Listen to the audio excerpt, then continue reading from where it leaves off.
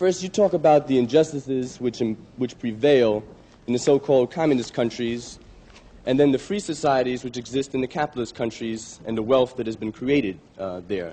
But you restrict your arguments to the Western European countries, the United States and Japan.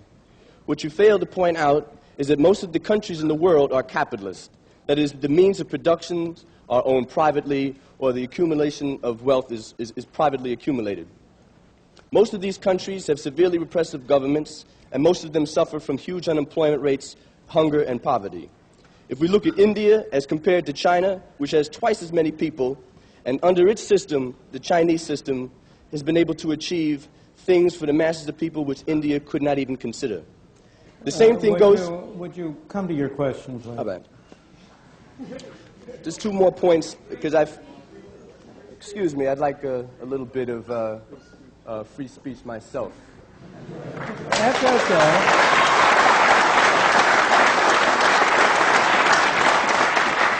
We don't want to deny you free speech. We just want to have as many people as possible. Thank you very much. And I think we've I agree with you, so let me finish. Sure. All right. The problem which a lot of us feel is, first, you did not mention, in terms of the countries you were pinpointing, such barbarous countries as South Africa and Zimbabwe.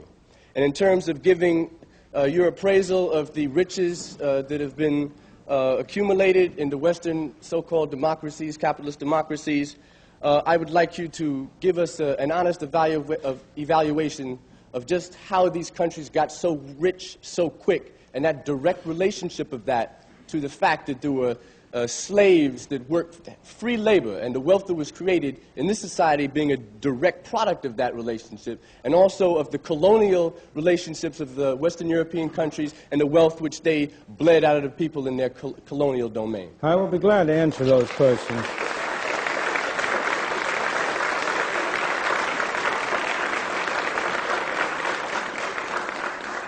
First of all, there's a sense in which every country in the world is capitalist. Soviet Union is capitalist.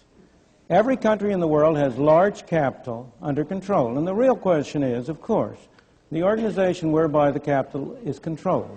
In the Soviet Union, it is controlled by the state or by officials of the state. In the second place, I have been talking for an hour. I would like to talk to you for 10 hours. In a full discussion, I would certainly agree with you that capitalism is not a sufficient condition for freedom. It's a necessary condition for freedom. I never said that wherever you had capitalism, you had freedom. I never said that. I never made that statement. I made the opposite statement. Wherever you had freedom, you had capitalism. Capitalism is a necessary condition for freedom, but not a sufficient condition for freedom. In addition, you need relatively broad access to capital and a relatively free market. Again, relatively. You need competition. I usually refer to it as competitive capitalism to distinguish it from certain kinds of systems which have been capitalist and have all of the bad qualities that you describe. In the second place, because I don't want to take too much time, to go to your final points. In the second place, it simply is not true that the enormous increase in the well-being of the free countries of the West arose out of slavery. Slavery was a blot on our scutcheon, there is no question. And of course, it was a disgrace to this country to have had slavery as long as it did. But if you take Britain, which did not have slavery, I'm going to go to the colonies, that's the next point. I'm trying to take one point at a time. The gentleman made two separate points. One had to do with slavery, and one had to do with colonies. Britain did not have slaves. Japan did not have slaves in the 100 years since the Meiji Restoration. Hong Kong today does not have slaves. And you ask yourself, if you want to know how people feel, ordinary people feel about different systems, you ask how they vote with their feet. And you ask whether it's Hong Kong that has to put up police to keep people from Hong Kong going into China, or it's China that has to put up police to keep people from China going into Hong Kong. So look at the way people vote with their feet before you judge which society gives them better conditions. But in any event,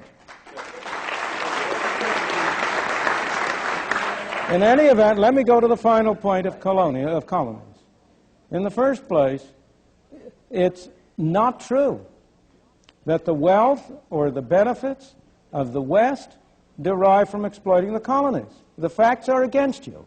The reason why you say that is because it is so hard for people to get out of the notion that life is a zero-sum game. They think if one man benefits, another must lose. But in a free market, both people can benefit. Now, if you take the case of Africa, the wheel had not been invented in parts of Africa by the end of the 19th century. The number of people in Africa and their average conditions of life in Africa have grown enormously as a result of their contacts with the West. You don't know your history, sir. Well, I would say you don't know your facts, sir. Because they didn't have the wheel and they had it very well for the society. In the case of India, which is a very famous case, if you look again at the facts, all of the studies have shown that it cost Britain more to maintain India. These are some famous studies by Jacob Viner, which went into the details of it in great detail.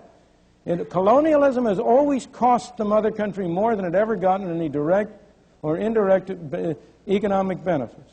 So far as India was concerned, the history of India is divided into three periods. The period of British rule in the 19th and early 20th century, when there was very real progress in the standard of life of the people of India. The period of the 20s and the 30s, when there was a great struggle against Britain and for independence, when there was essential stagnation in India and there was no growth. The period since the creation of independence in 1948, when you have had a highly centralized government, when unfortunately it was Harold Lasky and not Adam Smith, who was the most respected intellectual figure in India, when the Indian people have lost, not improved, when the average amount of food and so on has been going down, not up. The people of India have been worse off under independent, non-colonial government than they had been before. So, colonialism. Well, first of all, where do you have colonialism today? You have the classic colonialism behind the Iron Curtain. You have Russia, which is a master country. I mean, not the Union of Socialist Soviet Republics, but Russia, which is a master country with a great colony around it within the Soviet Union, in Poland, in Czechoslovakia, in Hungary. That's the great example today of your classic kind of colonialism. The United States, with trivial exceptions, has never been a colonial country. It did have Philippines. It had Philippines for a while. Cuba was not a colony of the United States. In any event, you need a sense of proportion. In the period between the revolution in 1776 and 1898, the U.S. had no colonies. And yet the U.S., that was a period of the greatest growth and the greatest economic development of the United States. Mexico? Your question.